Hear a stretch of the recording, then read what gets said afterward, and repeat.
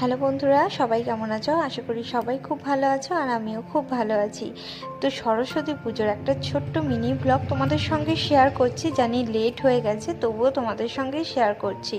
চলো ভিডিওটা শুরু করা যাক। তো আমি প্রথমেই রেডি হয়ে গেছিলাম, তারপর রেডি করে দিয়েছি ছেলেকে। এবার যাচ্ছি আমার বাপের বাড়িতে। সরস্বতী পুজোর দিনই কিন্তু এবছর শীতল ষষ্ঠী পড়েছিল। যেহেতু এবছর দুদিন সরস্বতী পুজো পড়েছিল, অনেকে রবিবারেও সরস্বতী পুজো করেছে, অনেকে আবার সোমবারেও সরস্বতী পুজো করেছে। যেহেতু আমরা রবিবার সরস্বতী পুজো করেছিলাম, তাই আমরা শীতল ষষ্ঠী পালন করলাম সোমবারে। আর যারা সোমবারে সরস্বতী পুজো করেছে তারা কিন্তু শীতল ষষ্ঠী পালন করবে মঙ্গলবার। তো যাই হোক, এটা একটু ভেদাভেদ রয়েছে।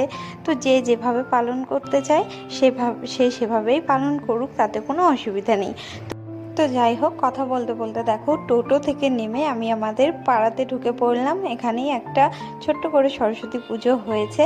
তো ছেলেকে দেখো এখানে বসে বসে খেলা করছে, ঠাকুর ও সব কিছু দেখা হয়ে গেছে। চলে এলাম মাদের বাড়ি।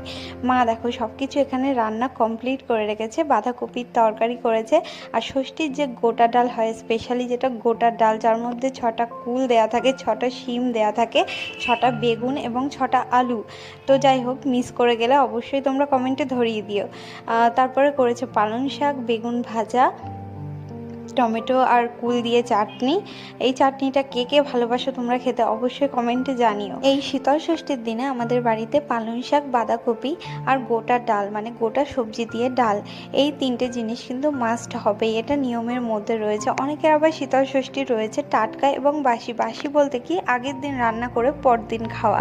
আর আমাদের টাটকা মানে যেদিন রান্না হবে সেদিনই হচ্ছে নিয়ম পালন করে খাওয়া। তো আমার হাতে দেখা একটা তাগা রয়েছে, যেটা দই আর হলুদ দিয়ে মাখানো সাদা সুতোতে। তো এই নিয়মটা কার কার রয়েছে অবশ্যই কমেন্টে জানিও।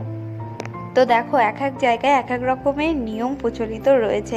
সবাই আমরা নিজেদের সন্তানদের মঙ্গলার্থে কিন্তু এই নিয়মগুলো পালন করি খুবই আনন্দের সঙ্গে। তো ভালো লাগে। তো এটাই ছিল আজকের একটা ছোট্ট মিনি ব্লগ। তো তোমাদের কেমন লাগলো অবশ্যই কমেন্ট বক্সে জানিও। সবাই খুব ভালো থেকো, সুস্থ থেকো। আর ভিডিওটা ভালো লাগলে অবশ্যই একটা লাইক, কমেন্ট, শেয়ার করে দিও। দেখা হচ্ছে পরের কোনো মিনি ব্লগে। সবাইকে টাটা, সবাই খুব ভালো থেকো, সুস্থ থেকো।